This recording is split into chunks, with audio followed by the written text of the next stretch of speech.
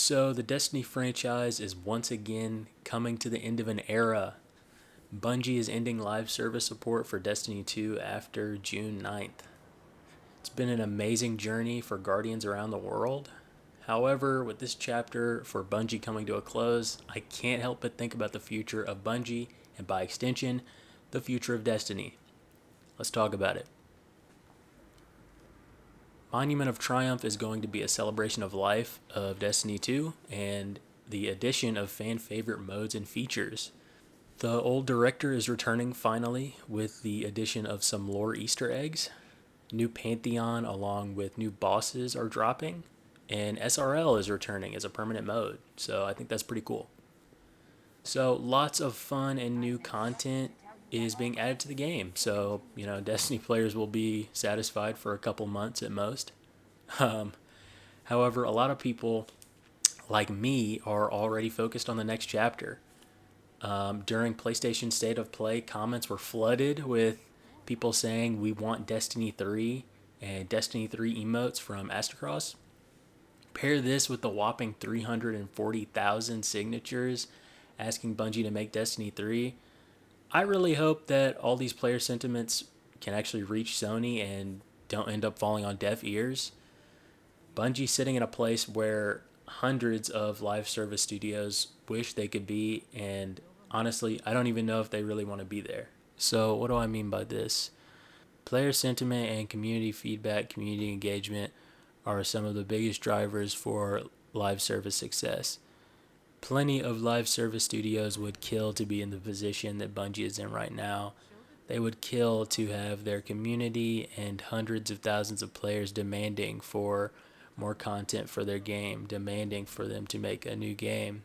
However, Bungie is in this position, and the executives, the higher ups, have expressed no interest in continuing the franchise with a third game. The reason for this, as far as I know, well, I don't. Maybe it's because they are just tired of creating content in this universe, in the Destiny universe, or maybe the executives just think that continuing Destiny, at least with the current frameworks they have set up, with the Tiger engine, the extremely dated and difficult to work in Tiger engine, is not worth the expenses. Going back to the Tiger engine, this was the engine that they made Halo 3 on. This was the engine that they made Halo Reach on. This is an extremely old, dated, and difficult to work in engine, and the Bungie developers have stated this almost endlessly. So this might be a pretty large factor as to why they don't want to make a new game right now. So the future of Destiny and this franchise, this universe, in my opinion, it is in the hands of Sony. I think that if we are going to get a Destiny 3, if this game happens, it's going to be because Sony forces Bungie to make this game. Now, why would they do that? Sony has been pushing and praying for a live service gem, live service success, a live service game that they can have on PlayStation, kind of like Helldiver or something like that, but bigger. Something that can generate a game that can generate money for years and years.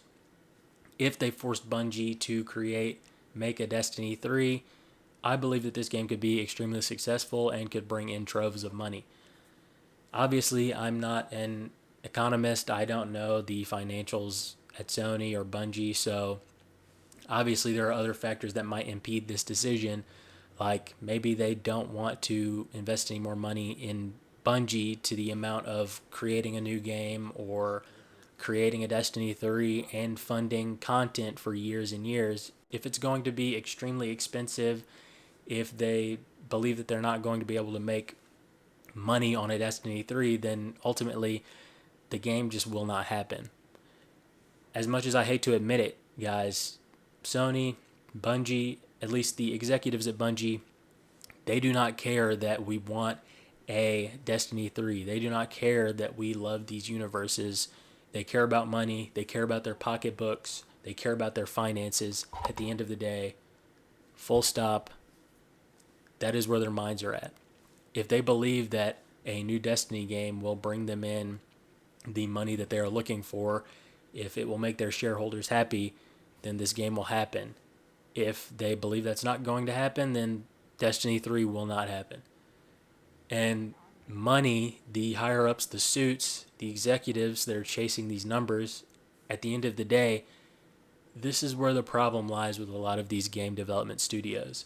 I'm not going to bring any other studios or developers into this. That's for another video.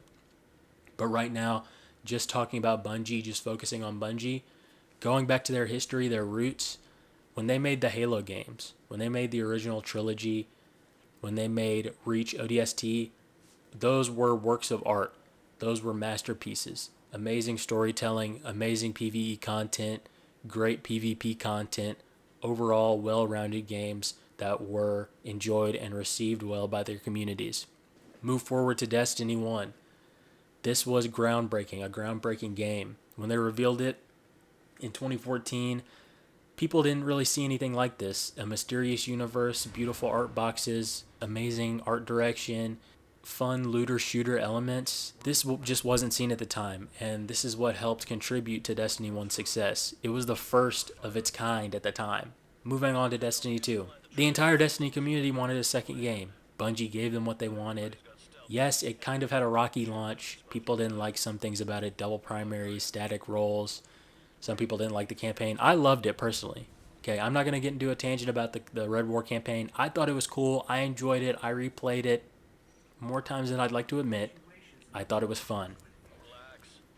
But the Red War campaign aside, people enjoyed Destiny. It's the most popular game. I prefer Destiny 1, but I can proudly admit that Destiny 2 was worlds more popular than the first game. It's on PC, it's on all consoles, everyone could play it, and everyone did play it, and they loved the game.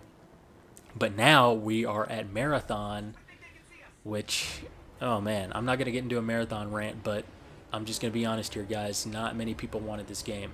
Marathon in itself, the Marathon IP, in my opinion, you're working with a small subset of players. Not that many people that are playing Destiny today played Marathon, the original Marathon games.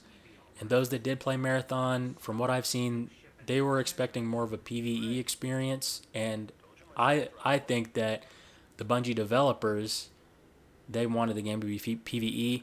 I think that some of the Bungie executives, the suits, the higher ups saw, hey, extraction shooters are doing well. We can make money. We can make a quick little coin if we make Marathon an extraction shooter. That didn't happen. Why not? Like I said, the Marathon subgenre was already small. Also, extraction shooters, the player base there is even smaller. The people that enjoy these games are hardcore, extremely hardcore, but it's not a game that's going to garner the success that Bungie wanted, because Marathon, it's only extraction. If you don't like the gameplay loop there, you're pretty much out of luck. You're out of luck because that's the only option you have. Compare that to the Destiny games and even the Halo games. If you didn't like the PvE content, you could go play something like Crucible. You could go play PvP. If you didn't like that, in Destiny, you could just roam around in the world. You could do patrols, you could do public events, you could do lost sectors. If you wanted to do hardcore in-game content, you have trials, you have raids, you have dungeons. There's so much content there. Destiny is a game that is packed full of content. If you don't like one activity, you can find something that you will enjoy. With Marathon, that's not the case. You have one option in terms of gameplay. If you don't like that option, you either have to go or force yourself to enjoy it. But, guys, this isn't a Marathon video. I made that. I forced myself. I said I'm not making a Marathon video. I'm not going to rain on Marathon. But I think that the decision came from higher up. I don't think the developers wanted to make Marathon an extraction shooter. I think they wanted to stick with PvE, what they're good at. And someone from up above with higher pay grade said, hey, we're doing extraction. We're going to make some money off this. This is what is ultimately changing these beloved studios. They're changing their frameworks to try and bring in an extra buck. They're changing their structures to chase a fad. And yeah, it's scary stuff. And for me, it's scary.